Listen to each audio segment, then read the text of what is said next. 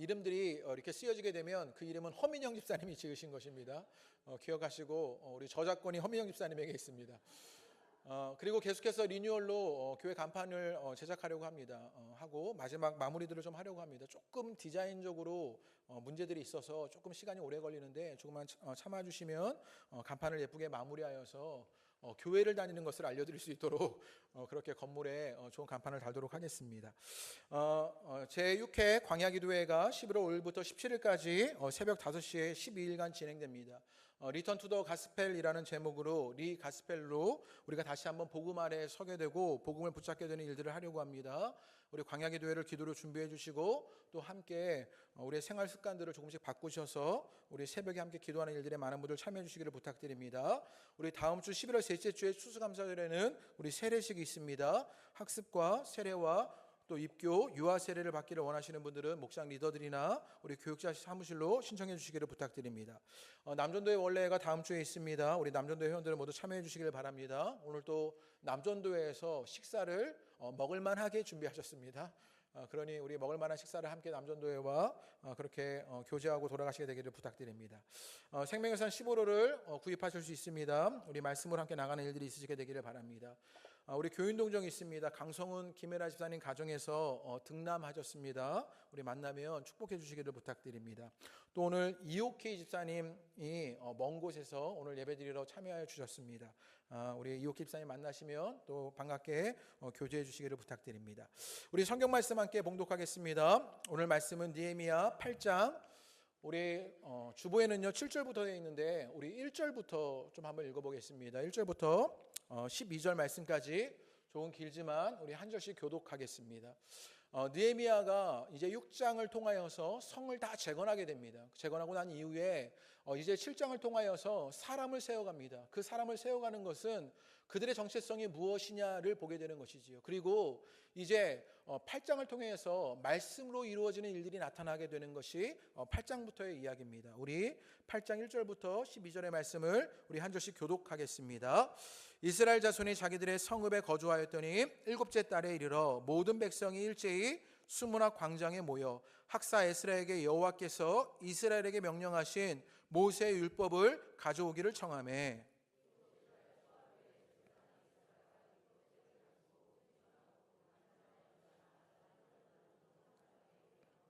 수문학 광장에서 새벽부터 정오까지 남자나 여자나 알아들을 만한 모든 사람 앞에서 읽음에 뭇 백성이 그 율법책에 귀를 기울였는데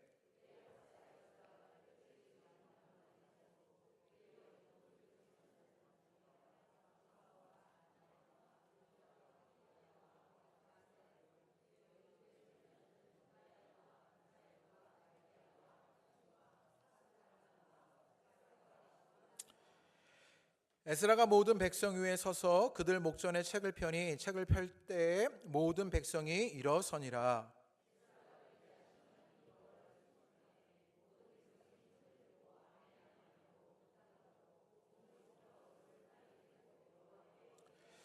예수아와 바니와 세레바야와 야민과 악굽과 사부대와 호디야와 마아세야와 그랴다와 아사랴와 요사밧과 하난과 블라야와 레위 사람들은 백성이 제자리에 서 있는 동안 그들에게 율법을 깨닫게 하였는데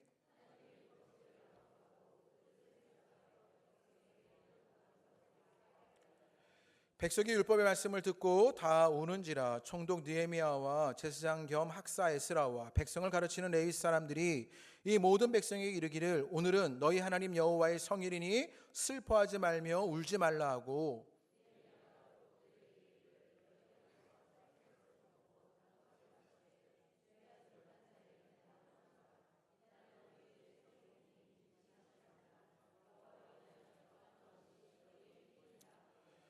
레위 사람들도 모든 백성을 정숙하게 하여 이르기를 오늘은 성일이니 마땅히 조용하고 근신하지 말라 하니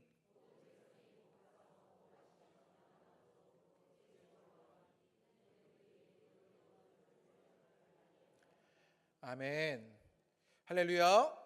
오늘 예배하시는 분들 가운데 주님의 은혜와 기쁨이 있으시게 되기를 주님의 이름으로 축복합니다. 우리 앞뒤에 계신 분들, 옆에 계신 분들에게 우리 반갑습니다. 우리 일주일 만에 뵈니까 우리 반갑습니다. 한번 인사하시고요. 오늘 또 한번 인사하실 때 어떻게 인사하시냐면요. 당신이 주인공입니다. 이렇게 한번 인사하겠습니다. 당신이 주인공입니다. 네, 우리 집사님과 권사님이 주인공이십니다. 다 주인공이십니다. 네, 오늘 8장의 말씀을 함께 나누려고 합니다. 제가 비밀 하나 알려드리면 제가 사실 영화배우 출신 목사입니다. 웬 영화배우냐고 그러실 수 있겠는데 제가 97년도에 영화를 찍었습니다. 옛날부터 엄청 써먹는 제 사기인데요. 제가 대학 시절에 아르바이트로 엑스트라를 한 적이 있습니다. 주인공이 앉아있는 테이블 옆에 앉아있는 역할이었습니다. 테이블도 같은 테이블도 아니었어요. 떨어져 있는 테이블이었죠. 그마저도 편집되어서 안 나왔습니다. 아마 제가 생각하기는 주인공의 외모에 해를 끼칠까봐 그래서 나오지 못한 게 아닌가 그런 생각을 해보게 되었습니다. 그때 찍은 영화가 무엇이었냐면 홍상수 감독의 오수정이라는 영화였습니다. 97년도의 이야기입니다. 그 오수정이라는 영화였는데 이게 상업 영화는 아니고요, 예술에 가까운 그런 영화였는데 흑백 영화입니다. 주연이 문성근, 정보석, 이은주라는 영화 배우들이 주연한 영화였습니다. 그들이 주연한 영화였는데 그 영화가 나중에 개봉하고 나서 가서 보진 않고요, 제가 비디오로 그 시절에 빌려다 보았더니 이 영화가 굉장히 흥미로운 영화였습니다. 이 홍상수 감독이라는 사람이 요즘은 불륜 때문에 유명한데 당시에는 그 예술 영화로 굉장히 유명한 분이었는데요. 이분이 영화를 만들어내는 구성하는 이야기가 참으로 특이합니다. 이 오수정이라는 영화에서도 그런데요, 처음에는 어떤 한 인물의 관점과 시선으로 이야기가 진행됩니다. 어떤 사건이 있으면 한 인물이 바라보는 시선과 관점으로 그 사건을 바라보게 됩니다. 그런데 똑같은 사건과 똑같은 이야기를 이제 다른 사람의 관점과 시선으로 보게 되는 이야기가 또 등장하게 돼요. 그리고 또 다른 사람의 이야기로 관점으로 이 사건을 바라보게 되는 일들이 영화 속에 구성되어지게 됩니다. 그러면서 이 영화는 다른 사람들의 관점으로 같은 사건을 보게 되면서 강조점도 달라지고요, 바라보게 되는 해석도 달라지고요, 그 사건에 대한 반응도 달라지게 되는 일들을 그렇게 심리 묘사를 통해서 보여내고 있는 것을 보게 됩니다. 그런데 오늘 말씀을 묵상하게 되면서 제가 이 영화의 장면이 떠오르게 되었습니다. 어떤 사건이 일어나는 것이지요. 그런데 그 사건마다 주인공이 다 다른 것입니다. 오늘 8장의 주인공은 다른 주인공이 등장하게 되는 것입니다. 그러면서 말씀에 대한 반응도 달라지고 말씀에 대한 해석도 달라지기 시작합니다. 다르게 보이는 일들이 일어나게 되는 것이지요. 그러면 오늘 말씀을 통하여서 재건으로 세우시는 주인공이 누구인가 말씀을 통해서 나눠보게 되기를 원합니다. 계속해서 우리가 느헤미야의 말씀을 나누고 있는데 이제 느헤미야서는요, 성을 재건하게 되었습니다. 여러 가지 방해와 어려움 속에 그 어려움 가운데 성벽을 재건하게 되었고 이제 7장의 말씀을 통하여 성을 지키는 사람들, 그 사람들은 사로잡혀서 돌아온 자들, 구원을 경험한 사람들이어야 된다라고 말하면서 그 정체성을 세워주는 일들을 하게 됩니다. 그리고 구원의 경험이 있는 그들 가운데 이제 8장에서는요, 말씀으로 그들을 세우는 일들을 하게 됩니다.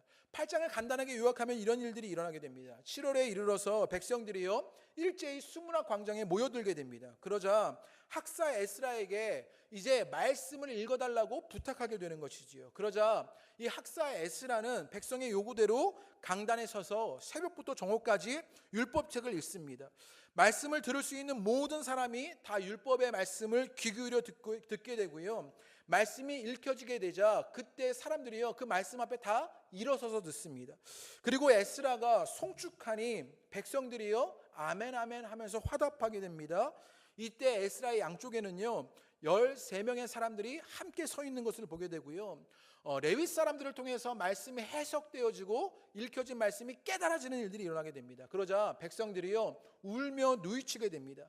그리고 이후에 이제 사람들을 통하여서 또 말씀이 계속해서 읽혀지게 되자 그때가 초막절 절기임을 알게 됩니다. 그 이야기가 13절에서부터 나오게 되는데요, 초막절 절기인 것을 알게 되면서 그 초막절을 지키게 되고 사람들이, 백성들이 기뻐하게 되었다. 이게 8장의 요약의 말씀입니다. 그런데 오늘 느헤미야서의 말씀에요, 이 편집된 이야기들을 조금 알 필요가 있는데 이 느헤미야서가 가지고 있는 구조를 이해하면 오늘 우리에게 어떤 이야기를 하시려는지를 알 수 있게 됩니다.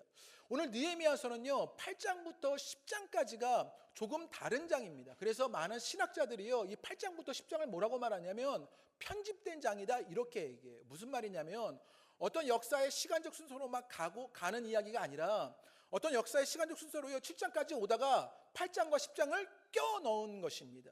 그런 증거들이 굉장히 많이 있어요. 어떤 증거들이 있냐면 가령 예를 들면 7장까지에서는요 느헤미야를 뭐라고 부르냐면 내가 라고 말하면서 스스로를요 1인칭으로 부르고 있게 되는 것을 봐요. 그런데 오늘 8장에서는요 느헤미야를요 1인칭으로 부르지 않고 어떻게 부르냐면 3인칭 느헤미야가 이렇게 부르고 있는 것을 보여요. 갑자기 바뀌었던 것이지요. 또 어떤 말씀이 등장하게 되냐면 이전에는요 기스르월이다 뭐 이런 식으로요 그 달을 지칭할 때 그 사람들의 어떤 그 새로운 달의 이름들을 쓰게 됩니다. 그런데 오늘 8장 1절에 보면요 뭐라고 달을 써요? 7월이다 이렇게 쓰고 있는 것을 보게 되죠. 이전에 썼던 양식과 다른 양식을 쓰고 있는 것을 보게 돼요. 그래서 이 8장부터 10장의 말씀은 무엇하고 있는 것이냐, 지금 이 7장까지 이야기 속에서 8장부터 10장의 말씀을 편집하였다 이렇게 생각하는 거예요. 어떤 신학자들은요 필사자들이 있지 않습니까? 예전에는 성경 말씀을 인쇄할 수가 없었으니까 성경의 말씀을 읽어주면 그것을 열심히 받아 적어서 성경을 이렇게 나누는 일들이 있었습니다. 그래서 필사자들이요 막 필사하면 적다가 깜빡 졸아가지고요 잘못 껴놓은 것이지요. 그래서 잘못 껴놓은 것이 아닌가 이렇게 생각하는 사람들도 있는데 그게 아니라 특별히 의도하여서 마지막 편집 부분을 만든 저자가 오늘 이 느헤미야서의 말씀의 8장과 10장 말씀을요 오늘 껴 넣은 것이지요. 그러면 왜 껴 넣었을까를 생각해 볼 수 있게 되죠. 왜 껴 넣었을까는요 오늘 8장부터 10장의 말씀이 무엇인가를 보면 왜 껴 넣었는지를 알게 됩니다. 오늘 8장의 말씀은요 이제 이스라엘 공동체가 바빌론 포로로 끌려갔다가 돌아오게 되면서요 다 모든 것이 무너져 버리고 그들의 정체성도 잃어버리게 되었습니다. 그런 그들이 이제 새로운 공동체로 새 예루살렘의 공동체로 세워지게 될 때, 회복되게 될 때 그들 가운데 무엇이 일어나게 되느냐, 8장에는요 말씀의 선포가 있게 됩니다. 그리고 9장에서는요 회개로 돌이킴이 일어나게 됩니다. 그리고 이제 10장에서는요 언약을 새롭게 세워내는 일들이 일어나게 됩니다. 결국 성전과 성벽을 재건한 하나님의 백성들이 가야 할 길이 무엇이냐 그것을 알려주고 있었던 것입니다. 결국 8장에서 10장의 말씀을 통해서 말씀을 통한 회개와 실천으로 공동체의 회복이 일어나게 되었다 이것을 알려주려고 했던 것이지요. 그러니까 8장과 10장을요 성벽이 다 재건되고 난 이후에 그것을 껴넣어서요 공동체가 진정으로 회복되는 것은 무엇이 일어나게 되느냐, 말씀의 선포요 회개하며 돌이키는 것이고 이제는 그 말씀 가운데 새로운 언약을 지켜내는 것이다 라고 선언하고 있는 것이지요. 그래서 오늘 8장의 말씀은요 말씀으로 말미암아 공동체가 어떻게 세워지느냐 이것을 우리에게 알려주고 있는 것입니다. 그러면 말씀은 어떻게 공동체가 세워지는지 우리 1절과 2절 말씀을 통하여서 그것이 어떤 과정들을 겪게 되는지 우리 1절과 2절 말씀 한번 읽어보겠습니다. 다 같이 1절과 2절을 읽어보시지요. 시작.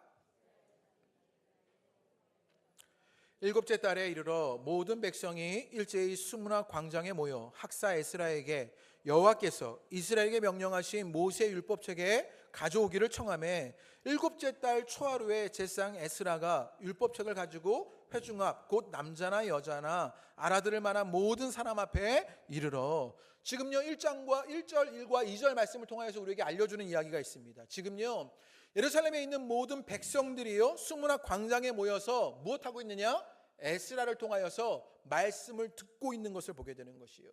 우리가 지난 8월 달부터 느헤미야에서의 말씀을 계속 함께 나누고 오고 있는데요, 느헤미야의 말씀을 계속 나누게 되었을 때 그때마다 그 재건의 과정 속에 끊임없이 반복되는 이야기가 있었습니다. 그 재건은 무엇으로 일어나게 되는 것이냐? 말씀으로 일어나는 것이지요. 느헤미야는 그 재건을 이루려고 할 때마다 무엇 붙잡고 있었느냐? 말씀을 붙잡게 됩니다. 그리고 말씀을 성취하는 주님으로 말미암아 재건이 이루어졌던 것이 7장까지 이야기에서 등장하게 됩니다. 그리고 이제 그 말씀은 누구에게로 선포되느냐? 그 말씀이요 백성들에게 선포되는 것을 보게 됩니다. 오늘 우리에게도 이 말씀을 통한 재건, 공동체의 회복이 있게 되기를 주님의 이름으로 축복합니다. 공동체는 어떻게 회복되는 것이냐, 어떻게 재건되는 것이냐, 말씀으로 일어나는 것을 우리에게 알려주는 것이요. 그래서 우리가 리셋으로 교회 세우기를 하면서 3차에 걸쳐서 H스쿨, 말씀 공부를 하게 되는 것은 무엇이냐, 말씀으로만 우리가 재건될 수 있기 때문인 것이죠. 말씀으로만 세워지는 일들이 있기 때문입니다. 그래서 한 구약학자가요 오늘 이 8장의 말씀을 뭐라고 말했냐, 이전에는요, 이 이스라엘 백성들이요, 성전의 신앙을 갖고 있었습니다. 이들은 하나님의 임재를 누릴 때나 하나님을 만날 때 무엇으로 만나게 되었냐? 성전을 통해서 하나님을 만나게 되었던 것입니다. 그런데 이제 바빌론 포로로 돌아온 이들은요, 무엇으로 하나님을 만나게 되느냐? 말씀으로 하나님을 만나게 되었다, 이렇게 주장합니다. 그래서 성전의 신앙에서 말씀의 신앙으로 변화되는 일들이 있었다라고 말하는 것이지요. 하나님을 만나는 통로가 달라지기 시작한 것입니다. 이전에는 성전을 통해서였다면 이제는 말씀을 통해서 만나게 되는 것이요. 오늘을 살아가는 여러분에게도 말씀을 통하여서 하나님을 만나는 은혜가 있으시게 되기를 주님의 이름으로 축복합니다. 그런데 오늘날 우리 신앙의 문제는 무엇이냐? 말씀의 신앙이 아닌 것이지요. 우리가 신앙생활하고 있는 것을 가만히 들여다보면요, 우리의 신앙생활은요, 무엇으로 신앙생활하느냐? 종교적인 심성으로 신앙생활을 합니다. 그러니까요, 그 장독대에 정한수를 떠놓고요, 비는 마음, 그런 마음 가지고 신앙생활을 하는 것이죠. 내가 열심히 빌면, 내가 무엇인가를 하면 주님이 나에게 복 주시는 것 아니냐, 이렇게 생각하는 종교적 심성만 가지고 신앙생활을 하게 되는 것이요. 그래서 우리 가운데 말씀의 뿌리를 내리지 못합니다. 그래서 삶의 말씀이 능력이 되지 못하는 것이요. 그러면서 우리의 신앙이 금방 시들어 버릴 때가 있고요, 문제가 있고 어려움이 닥치면요, 신앙을 포기하는 일들이 일어나게 되는 것이요. 그런데 그때 신명기 8장 3절의 말씀을 기억해야 합니다. 우리 신명기 8장 3절의 말씀 한번 읽어보시지요. 다 같이 한번 읽어보겠습니다. 신명기 8장 3절의 말씀. 네, 우리 방송실이요, 잠깐 놀라셨어요. 그래서 이해해 주시기 바랍니다. 신명기 8장 3절의 말씀입니다. 우리 한번 다 같이 읽어보겠습니다. 다 같이 읽겠습니다. 시작.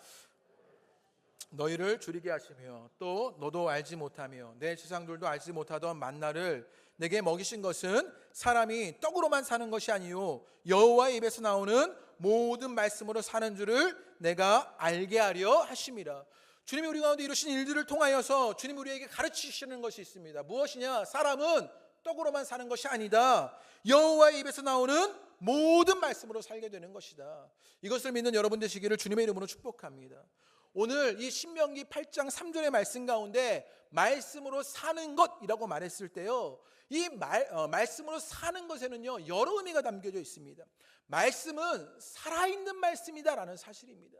그 말씀은 죽은 말씀이 아니라 살아있다라는 말씀이고요, 그 살아있는 말씀을 듣고 믿으면 우리가 산다라고 말하는 것입니다. 또 그 말씀으로 살려낸다라고 말하게 되는 것이에요. 우리 가운데 그 일들이 일어나시게 되기를 주님의 이름으로 축복합니다. 그리스도인의 정체성은 살아있는 말씀으로 살고 살아내는 것입니다. 공동체의 회복은 말씀으로 말미암아 살아나는 것입니다. 그 은혜의 역사가 우리 호산나 공동체 가운데 오늘 예배하는 여러분 가운데 있게 되시기를 주님의 이름으로 축복합니다. 말씀에 대한 강조들은요, 너무나 익숙한 것이지요. 우리가 신앙생활하면서 말씀을 들어야 한다는 사실은 너무나 강조점입니다. 그런데 오늘 말씀에요, 그 강조점보다 더 부각시키고 싶은 것이 있었습니다. 그것은 무엇이었냐면 이 말씀을 듣는 백성들의 모습들입니다.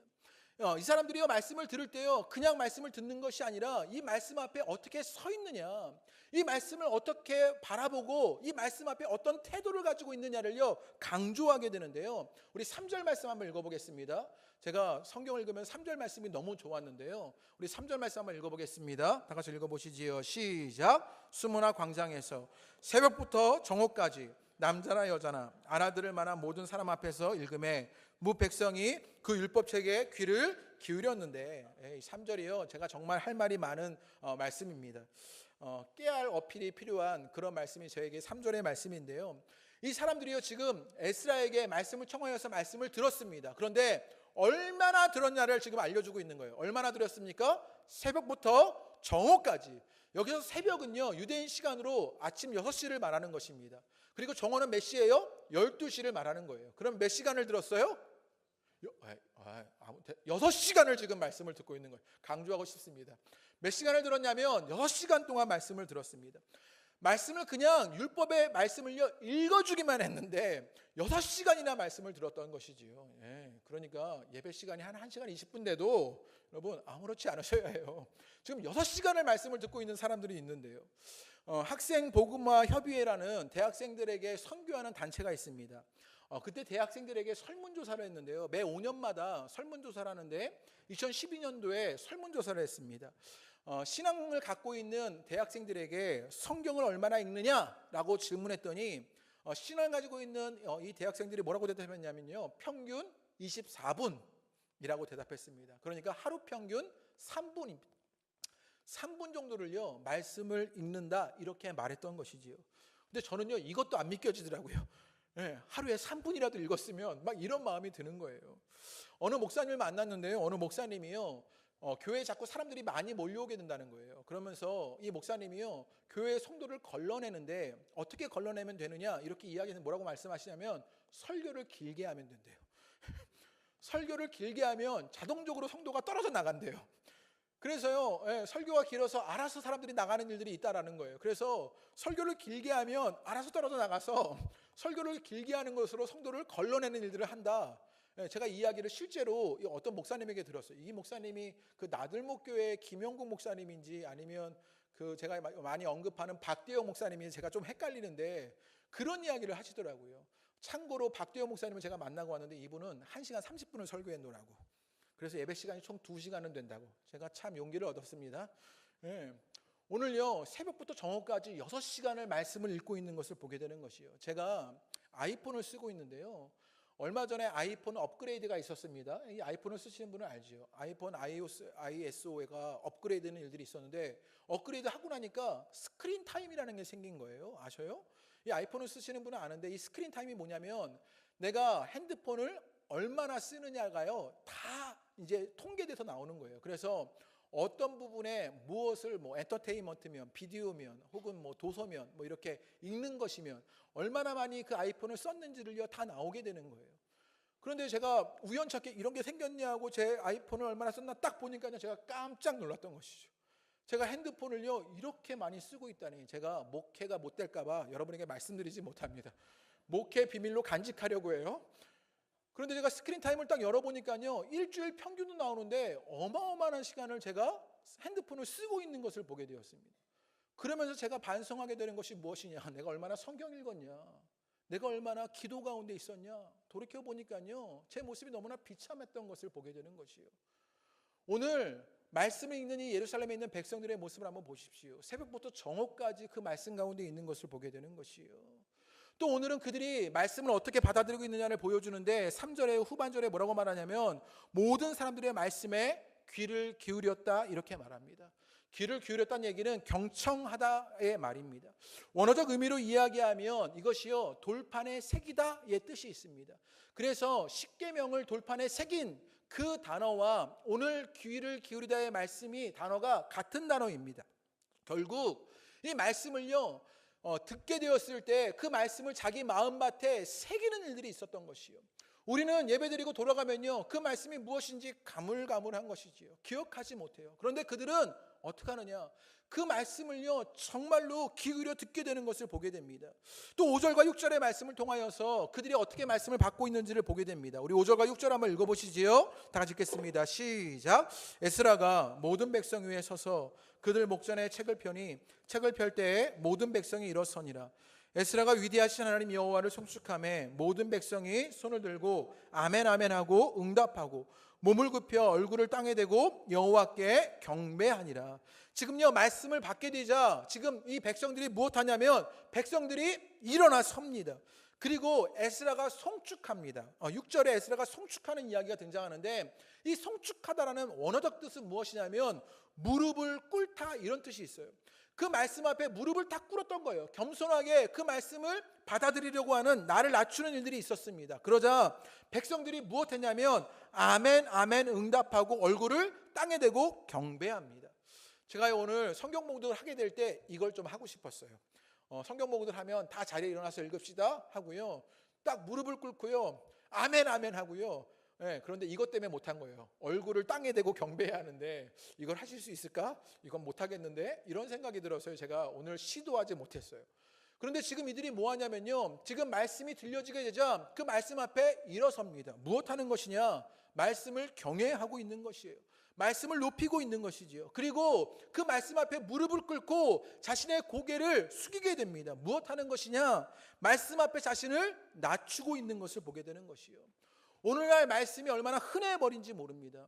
말씀이 너무나 흔한 시대를 살아가고 있습니다. 말씀의 홍수의 시대입니다. 그러다 사람들은요 말씀을요 자신의 잣대로만 생각하고 받아들이려고 합니다. 그리고 그 말씀을요, 자신의 생각으로만 받아들이고 끌어내려고 합니다. 그러니 말씀이 온전히 말씀되지 못하는 일들을 보게 되는 것이요. 그래서 오늘날에는요, 말씀을 경외하는 것이 아니라 말씀이 경시되는 시대를 살아가고 있는 것이요. 그래서 그 말씀이 주어져도 그 말씀을 경시하게 되는 일이 우리 가운데 있는 것을 보게 되는 것이요. 제가 말씀을 준비하면서 왜 이 경시하는 일들이 일어나게 되었을까라고 곰곰이 생각해 보게 되었습니다. 가만히 생각해 보니 우리가 주님을 사랑하지 않아서이구나 라는 생각을 하게 되었습니다. 그러니 그 말씀을 경시하게 된 것이지요. 여러분 한번 생각해 보십시오. 사랑하는 사람에게서 온 편지를 읽는다고 한번 생각해 보십시오. 제가 고등학교 때 1살 많은 첫사랑 누나가 있었습니다. 그 누나가요, 시집을 하나 선물했어요. 원태연 시집.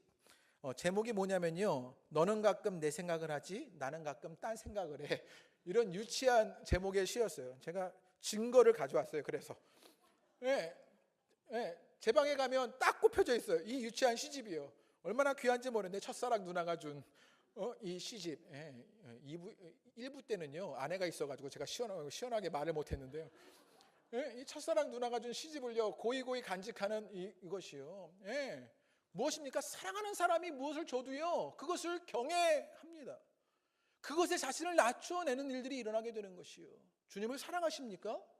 그렇다면 말씀을 경외하시기를 바랍니다. 그 말씀 앞에 나를 낮추는 일들이 일어나야 하는 것이요. 말씀이 경시되는 시대에 주님을 사랑함으로 말씀을 경외하고 나를 낮추는 일들이 일어나야 하는 것이요. 이것이 말씀 앞에 있는 예루살렘 백성들의 모습이었던 것을 보게 됩니다.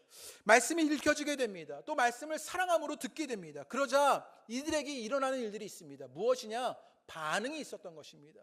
신앙은요, 이 반응하는 일들이 일어나는 것입니다. 우리가 생명의 산 말씀을 지금 시편을 하고 있는데요, 이 시편의 말씀에 보면요, 하나님이 누구신지를 끊임없이 고백합니다.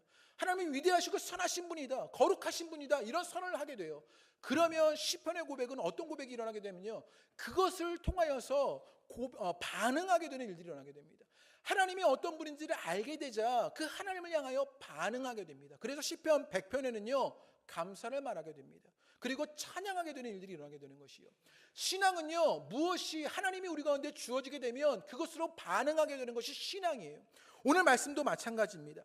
말씀이 읽혀지게 되었습니다. 사랑으로 그 말씀을 듣게 됩니다. 그러자 7절과 8절의 말씀에 그 말씀을 통한 반응들이 일어나게 되는데, 첫 번째 반응이 무엇이었냐? 7절과 8절의 그 후반절에 보면요, 이렇게 얘기합니다. 제가 7절 끝을 읽어보지요. 그들에게 율법의 말씀을 깨닫게 하였는데, 8절입니다. 하나님의 율법책을 낭독하고 그 뜻을 해석하여 백성에게 그 낭독하는 것을 깨닫게 하니 라고 말합니다. 지금요, 이 예루살렘에 있는 백성들은요, 이 말씀을 깨닫게 되는 이성적 반응이 일어나기 시작한 것입니다. 그저 그 말씀이요, 한 귀로 들어갔다가 한 귀로 흘려져 버리는 말씀이 아니라 이 말씀에 반응하는 것입니다. 반응하셔야 되는데 조시는 분들이 계셔가지고요, 말씀에 반응하여서 이것을요 깨달아 하는 일들을 보게 되는 것이요. 여러분 가운데 일들이 있게 되기를 주님의 이름으로 축복합니다. 여기서 깨닫게 되다는 말은요, 한글 번역 성경에 보니까 설명해 주었다, 풀어주었다 이렇게 말합니다. 영어 성경을 보니까요, understand라는 단어를 썼습니다. 이해하게 되었다라는 것이지요.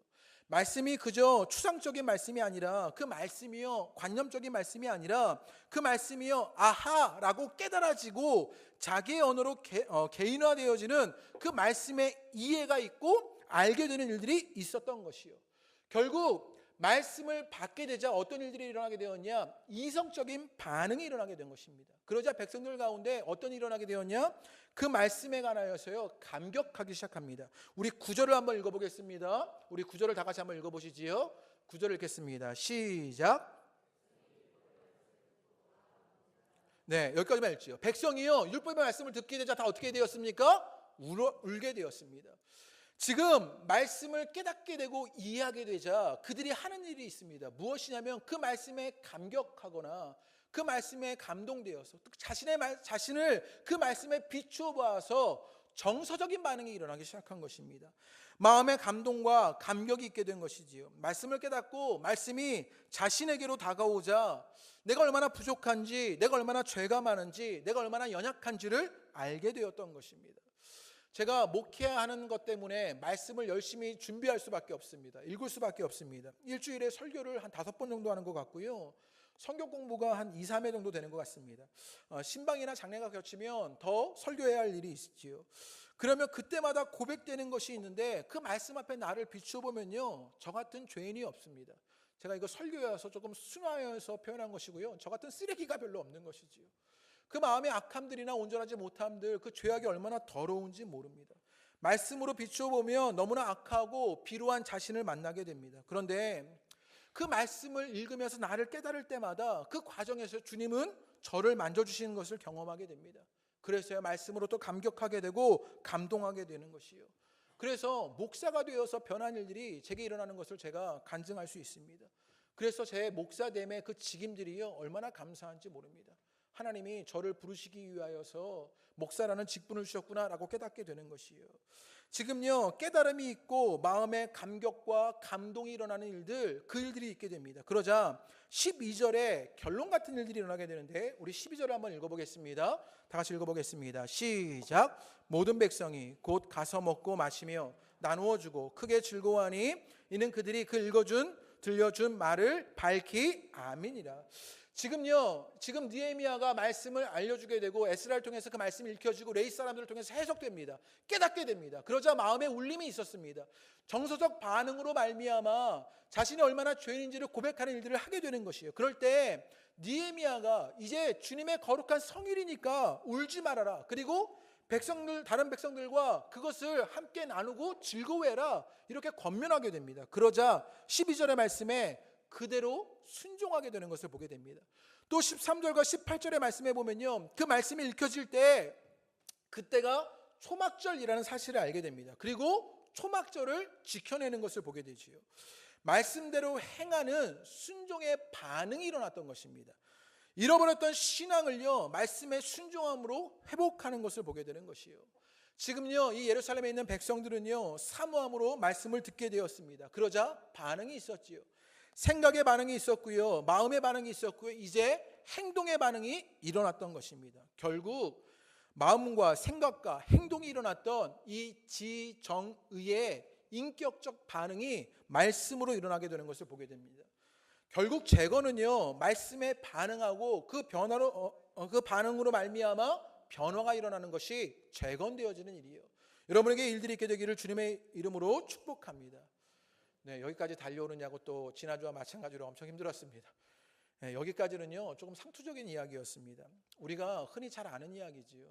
말씀을 사모하는 것, 말씀을 들어야 하는 것, 그 말씀에 반응해야 하는 것은요, 우리가 너무나 잘 알고 있는 이야기입니다. 그러면 이제 지금부터 하는 이야기가 정말 중요한 이야기들입니다.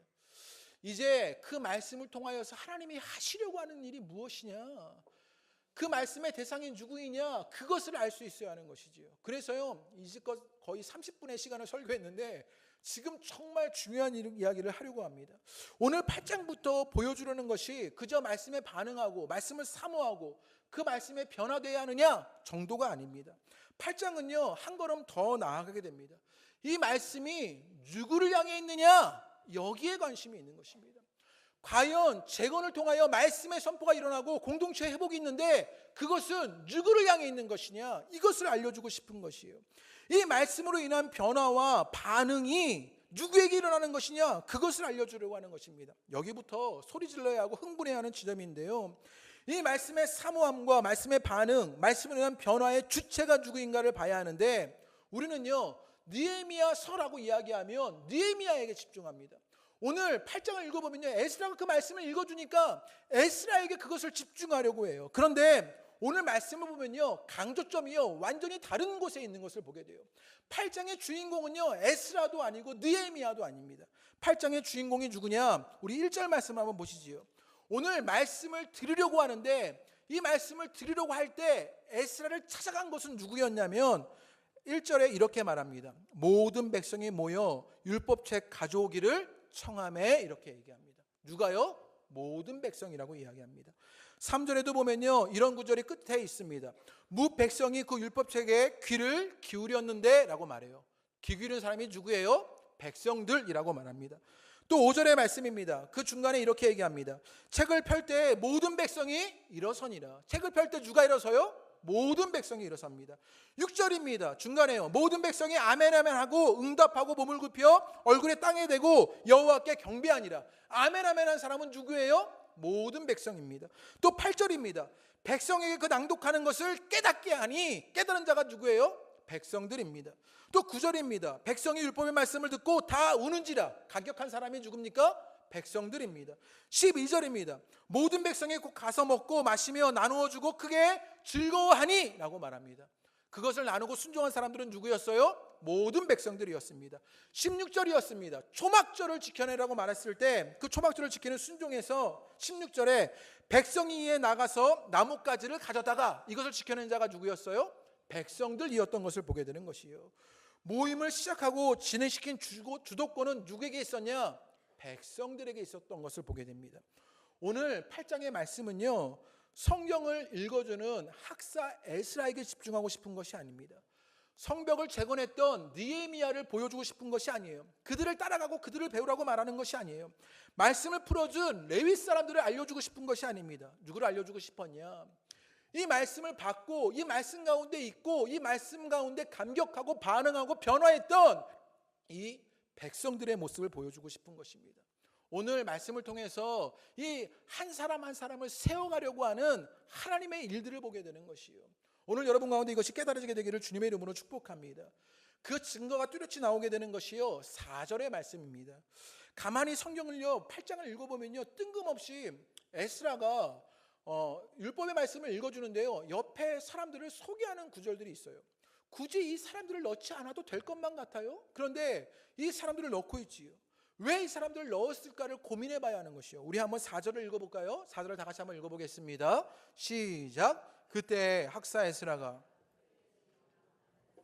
그의 곁 오른쪽에 선자는 마띠다와 스마와 아나냐와 우리아와 힐게아와 마아세야요, 그의 왼쪽에 선자는 부다야와 미사엘과 말기야와 하숨과 하스바나와 스가랴와 무슬람이라.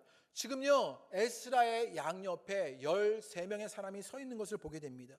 이 사람이 누구냐라고 질문해 볼 수 있어야 하는 것입니다. 에스라 양편에 선 사람들이요, 이들이요 우리가 유추해 볼 수 있는 것이 있는데 이들은요 레위인과 제사장들은 아니에요. 왜냐하면 느헤미야서를 보면요 제사장은 이들이 제사장이다 그리고 레위인이다 라고 밝혀줘요. 그 예가 7절에 있죠. 레위 사람들은 이러면서 그 말씀을 풀어준 사람들이 레위 사람들이다라는 사실을 알려줘요. 그런데 4절 말씀에는요 그런 설명이 덧붙여 있지 않아요. 그들의 직위를 알려주지 않아요. 이들은요 그러니까 제사장도 아니고 레위인도 아니에요. 그래서 많은 학자들이 이것을 어떻게 알게 되느냐, 이들이요 일반 백성들을 이끌어가는 사람들이었거나 이들의 이 백성을 대표하는 사람들이었다라고 생각합니다. 혹은 이 공동체의 모임에서 반드시 등장해야 하는 평신도 지도였을 것이다 이렇게 생각합니다.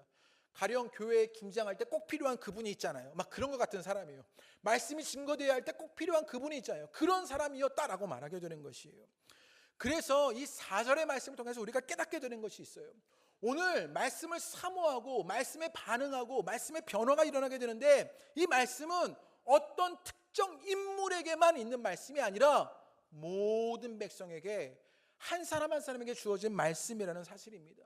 백성 한 사람에게 말씀이 주어지고 백성들 가운데 백성들 사이에 그 말씀을 사모하고 반응하고 변화되는 일들이 일어났던 것이요. 말씀의 주인공은 누구였습니까? 백성들 한 사람 한 사람이었던 것을 보게 됩니다. 그래서 제가 오늘 4절의 말씀을요 오늘날 우리에게 주신 말씀으로 제가 번역해 보았습니다. 이 4절의 말씀을요 오늘날 우리가 주신 말씀으로 번역해 보면요, 제가 한번 읽어보지요. 그때 학사 에스라가 특별히 지은 나무 강단에 서고 그 곁에 오른쪽에 선자는 강다원, 강상원, 곽신영, 김민경, 김미나, 김지연, 박성현, 좀 넘겨주세요. 그 왼쪽에 선자는 이혜린, 재은솜, 백정민, 성서영, 장유진, 장수진, 양주혜, 이훈서, 조울, 함수아, 노은수, 김유견, 이혜준 쭉쭉이라고요. 또 열심히 치시던데요. 그 왼쪽의 선자는 고미엽, 곽중현, 최은주, 곽한용, 민양식, 권철부, 장혜자, 재영구, 김경수, 김계현, 김기현, 이하이안, 김도영, 김무성, 김희정, 김보연. 이 말씀의 의미를 아시겠습니까? 이 4절의 말씀의 뜻을 아시겠습니까? 예, 방통실에서 얼마나 열심히 쳤는지 몰라요. 이거 하려고. 이 말씀의 뜻은요, 이 말씀에 사모하고 이 말씀으로 변화되어지고 이 말씀으로 반응하는 그 한 사람은 누구냐? 나다라고 이야기하고 있는 것입니다. 재건은 어떻게 일어나게 되는 것이냐? 그 한 사람 한 사람들이 예수를 만나 새로워지는 그것, 말씀으로 통해서 새로워지는 그것이 재건이다라고 이야기하게 되는 것이요. 여러분 가운데 이것이 깨달아지게 되기를 주님의 이름으로 축복합니다. 그 말씀을 사모하고 말씀에 반응하고 말씀에 변화되어 재건으로 세우려는 것은요, 백성 하나하나였습니다. 그리고 오늘 여러분 한 명 한 명입니다. 여러분 한 명 한 명을 그 말씀으로 세워가려고 하는 것이요, 이것이 재건하시려고 하는 하나님의 뜻입니다. 하나님의 일하심입니다. 결국 세우시려는 것은 저와 여러분입니다. 한국교회를 바라보면서 안타까움이 있습니다. 이번 주에도 시사 프로그램 가운데 한국교회가 그 시사 프로그램의 소재가 되었습니다. 오늘 한국교회는 뉴스의 소재거리가 되어버렸습니다. 그럴 때 제 마음에 이런 생각이 있었습니다. 한국교회에 어른이 있었으면 좋겠다. 한국교회에 그런 문제가 많을 때 어른 한 명이 근엄하게, 존경받는 그 어른이 근엄하게 이제 그만하면 되었다, 이제 그만하자, 우리가 돌이키자, 우리의 죄를 자복하자, 이렇게 말하면요, 막 한국교회 성도들이요, 그리고 목사님들이요, 다 머리를 조아리고 그만하면 좋겠다, 그런 생각이 있었습니다. 그런데 가만히 생각해 보면요, 한국교회에 지금 그런 어른이 없는 것이지요. 그래서 슬펐습니다. 그런데 오늘 말씀을 준비하면서 제 생각이 달라졌습니다. 한국교회를 변화시키는 것은요, 큰 어른 한 명이 있어야 하는 것이 아닙니다. 말씀을 사모하고 말씀에 반응하고 말씀으로 변화되는 한 사람 한 사람이 세워지는 것이 한국교회가 변화되는 것입니다. 누구 타고난 목사님 한 분으로 한국교회가 세워지는 것이 아니라 그리스도인 한 명 한 명이, 성도 한 명 한 명이 우리가 말씀에 반응하고 말씀을 사모하고 말씀에 변화되어질 때 우리가 새로운 교회가 되어지는 일들이에요. 그 은혜의 일들이 우리 가운데 있게 되시기를 주님의 이름으로 축복합니다.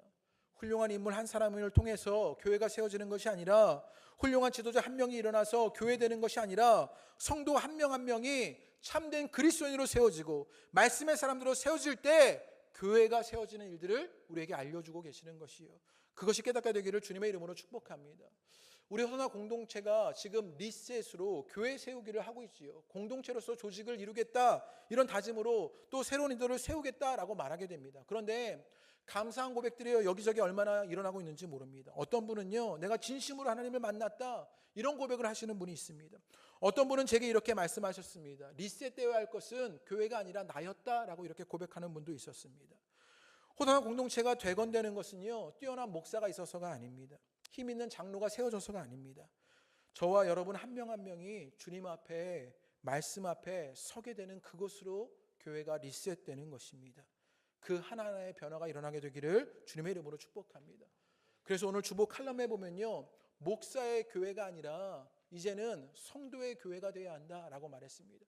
교회가 타락하는 길은요, 목사의 교회가 될 때입니다. 그러나 그 교회가 주님의 교회가 되는 것은 성도 한 명 한 명이 함께 참여하고 세워질 때인 것을 보게 되는 것이요, 우리 호사나 공동체가 그 은혜의 일들이 일어나시게 되기를 주님의 이름으로 축복합니다. 그래서 주님의 말씀은요, 나를 만나야 하는 것입니다. 나는 주님의 말씀을 만나야 하는 것입니다. 옆에 계신 한 분 한 분이 그 재건의 주인공이 되어야 하는 것이요, 그 은혜의 역사가 있게 되시기를 주님의 이름으로 축복합니다. 그러면 그 한 명 한 명에게 주님이 이루고자 하시는 것이 무엇이냐, 이것을 결론적으로 봐야 하는데, 말씀을 사모해서 듣게 됩니다. 반응하게 됩니다. 그것으로 변화하게 됩니다. 그러자 그들이 지키게 되는 것이 있었습니다. 13절에서 18절의 말씀에 보면요, 그것이 무엇인지를 알게 되는데 초막절이었습니다. 초막절이 무엇인지를 알아야 이들이 초막절을 지키는 것이 어떤 의미였는지를 알게 되는데, 초막절은요, 이스라엘 백성들이 출애굽하게 되었을 때 광야에서 광야 생활을 하게 되지요.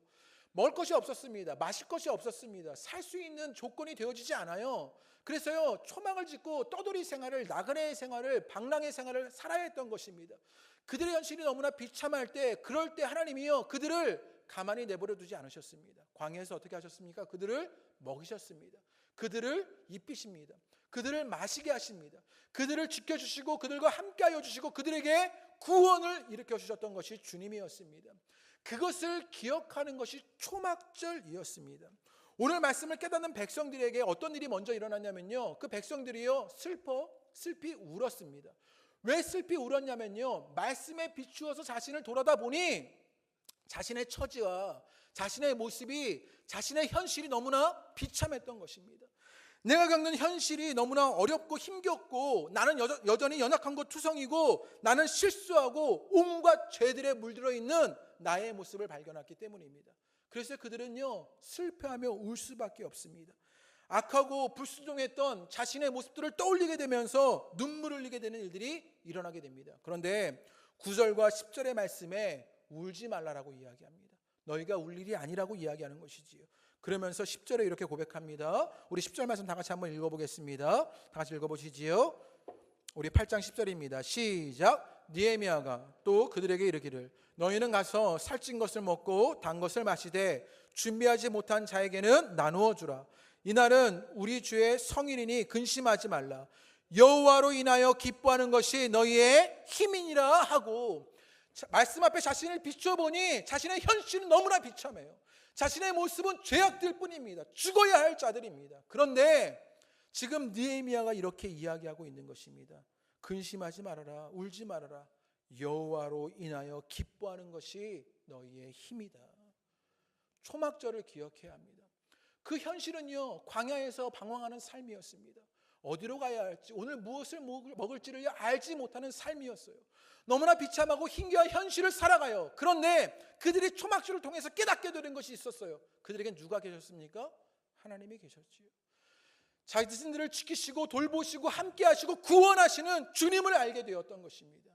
그러면서 이제 그 초막절을 지키면서요, 오늘 8장 17절 말씀의 그 끝에 이렇게 말합니다.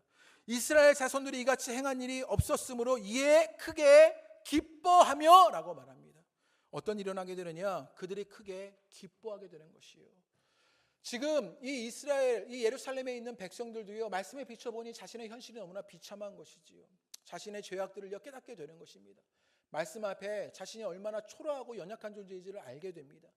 그럴 때요, 그들이 슬퍼 울 수밖에 없었어요. 그런데 지금 10절의 말씀에 뭐라고 말합니까? 여호와로 인하여 기뻐하는 것, 그것이 너희의 힘이다 라고 이야기합니다.